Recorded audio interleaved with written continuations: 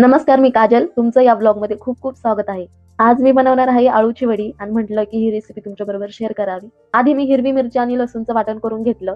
एका डब्यात बेसन पीठ घेतलं आणि त्यात हिरव्या मिरचीचं वाटण टाकलं. चवीपुरतं मीठ टाकलं, हळद टाकली आणि थोडंसं पाणी ओतून असं घट्टसर बॅटर करून घेतलं.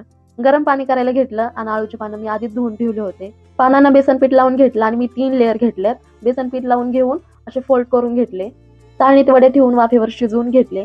ही आळूची वडी बनवायची दुसरी ही पद्धत आहे. आळू वडीमध्ये जिरी वगैरे टाकतात, कोथिंबीर टाकतात, पण मी असं काही टाकत नाही, साध्या पद्धतीने केलंय. गरम गरम तेलामध्ये अशी खरपूस वडी तळून घेतली. खूप छान फ्लेवर येतो याचा. तर खूप आळूची वडी आवडली आणि माझ्यापेक्षाही जास्त माझ्या मुलाला आवडली. तुम्ही बघू शकता तो किती मनापासून खातोय. जे मला खायचं असतंय तेच त्याला खायचं असतंय. तो माझ्या ताटात जेवायला बसतोय. ही सवय 1 वर्षाच्या पुढे मुलांना लागली तरी काही हरकत नाहीये. आपल्या ताटात जेवतात म्हणजे एक आनंदच असतो. माझ्या बरोबर त्याचंही जेवण होऊन जातं आणि मला त्याच्या जेवणाचं टेन्शन नाहीये. ते मी खाते